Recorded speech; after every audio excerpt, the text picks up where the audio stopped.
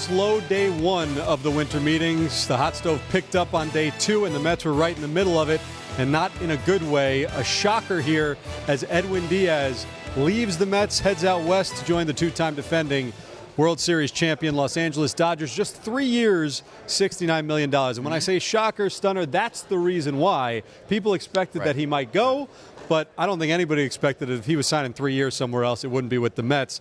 Todd, let's start with you. Your reaction now that you've had some hours to process. Look, I'm going to be honest with you. I went and picked up Kristen, my wife, at the airport at 6 o'clock on a red eye. Went back, was going to take a little nap. I got some dings on my phone, and when I took a look, I'm like, oh, there's Edwin Diaz news. Oh, sweet, he must have signed with the Mets. When I saw that it went the other way, and then when the terms started to become apparent, at least reported terms, I was shocked, Steve, quite honestly, and I think we all kind of shared that same sentiment initially because I thought, hey, it's a possibility that Edwin Diaz is going to go to the Dodgers. He had some sentiment there because of his brother.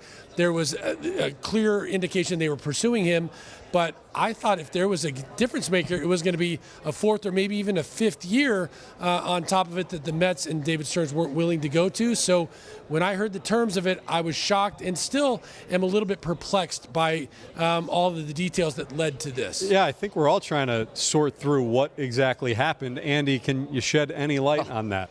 The light I could shed is that included in the group of trying to figure this out is the New York Mets and the people who run them, because they thought this was going to go a little bit differently. They made a 3 year, $66 million offer, indicated to Diaz's camp that there's still room to grow in that offer, and expected that they'd have the last crack at it because, hey, it's Edwin, it's the Mets. We all love each other, and then all of a sudden, he's going to the Dodgers for only a couple million more. So this is not a situation where the Mets allowed themselves to be outbid. They thought the bidding was still happening. And, of course, when the dust settled, they were wondering, well, why did Diaz reject us? And, you know, I wish Edwin would, no offense, Jim, I love sitting next to you. But if Edwin were here, Edwin, why'd you do it? That's what I'd ask. And that's seriously, like, that's where it's at, because the Mets didn't, we could see the Mets Alonso market getting to a point where the Mets are like, we're out. That's not what happened with Diaz. They thought it was still going on. So. Yeah, and just to add, too, you know, a lot of people, or there are a lot of players who you get the sense like, nah, they don't want to be here, or they want to go somewhere. Right. That wasn't what happened with Edwin. Now, maybe he wanted, as things got going and the Dodgers were there and you start to think more about it, you say, all right, I want to join that team and win a World Series. But it's been a very odd day trying to make sense of exactly what happened. So, Jim, you know, how surprising was it for you when you saw the terms? I mean, to really tag what Andy was saying, I wouldn't ask what happened with Edward. I'd ask the Mets. This is a failure for the Mets. Yep.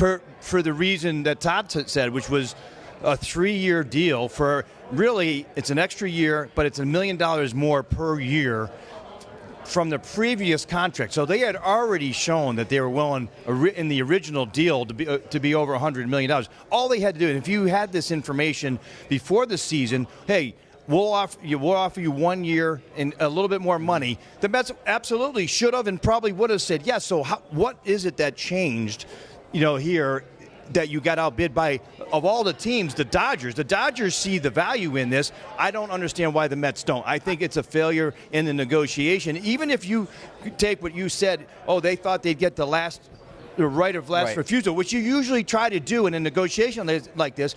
Andrew Friedman, in my opinion, out-negotiated David Stearns and the Mets. Well, I mean, you've been at the table. I'm certainly not going to disagree with that. You know how these things go. And in terms of what would the Mets have to say about how this went wrong, I guess I would just reiterate. They're trying to figure out what went wrong, and they're thinking, would love to ask Edwin why he didn't want to come back. Yeah. And again, I mean, I don't know that he didn't want to come back, to be honest. You know, like the details we have to see. Right, everybody's shrugging, but this is not a situation where Edwin Diaz was like, I got to get out of Dodge here. You know, something happened here that changed things, and who knows, maybe it was just, again, you get the Dodgers involved, and all of a sudden, like, that becomes enticing. It's a risky proposition when you go out on the marketplace like that. And listen, they could have very well sold them. They're two-time World Series champions. They very well could have told them, hey, we're going for it again. Right. I mean, and hey, that's where we're headed, and they were just there. So, I mean, it's very alluring what the Dodgers have, but there's no way I would have thought the Mets would have gotten beat on this one.